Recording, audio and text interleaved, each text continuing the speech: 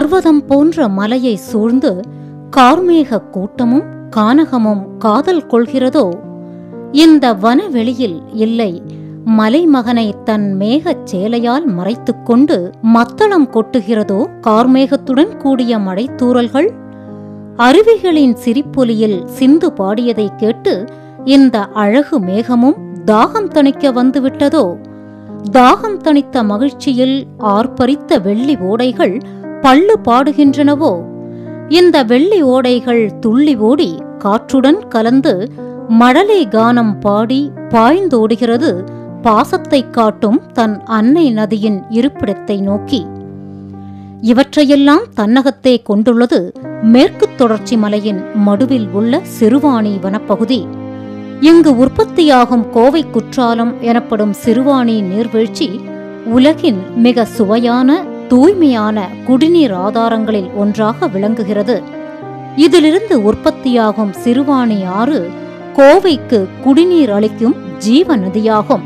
இவை கேரள மாநிலத்தின் அட்டப்பாடி வனப்பகுதியில் உள்ள பள்ளத்தாக்கிலிருந்து துவங்குகிறது. கோவை நகரின் குடிநீர் தேவைகளை நிறைவேற்ற ஆங்கிலேயர்களால் கட்டப்பட்ட இந்த சிறுவாணி அணை 1973ஆம் ஆண்டு மறுசீரமைப்பு செய்யப்பட்டது.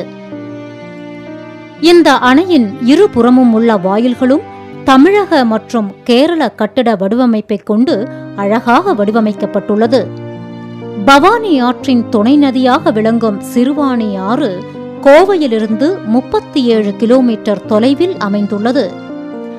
இப்பகுதி தமிழ்நாடு மற்றும் கேரள மாநில மக்களின் முக்கிய சுற்றுலா தலமாக விளங்குகிறது. கடந்த 2 வருடத்திற்கு முன்பு நிறைந்த சிறுவாணி அணை கடந்த ஜூன் மாதம் தொடங்கிய தென்மேற்கு பருவமழையால் சிறுவாணி அணையின் நீர்பிடிப்பு பகுதிகளான முத்திக்குளம், பாம்பாறு, சோலையாறு, யானையாறு பகுதிகளில் தொடர்ந்து நல்ல மழை பெய்து வருவதால் சிறுவாணி அணை நிரம்பியுள்ளது.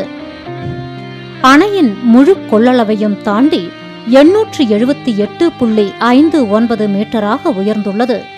இதனால் கோவை மாநகரத்திற்கு குடிநீர் தேவையும் பூர்த்தியடைந்துள்ளதால் மக்கள் மகிழ்ச்சி அடைந்துள்ளனர். இவ்வணையிலிருந்து 3 மதகுகளிலிருந்து திறக்கப்படும் தண்ணீர் பில்லூர் அணையை அடைந்து அதிலிருந்து பவானி ஆற்றுக்கு சென்று காவிரியில் கலக்குகிறது.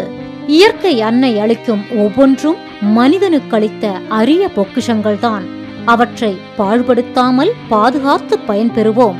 லோட்டஸ் செய்திகளுக்காக கோவையிலிருந்து ஸ்ரீனிவாசனுடன் ஒளிப்பதிவாளர் நந்தகுமார் மற்றும் நாகேஸ்வரி சவுந்தரராஜன்.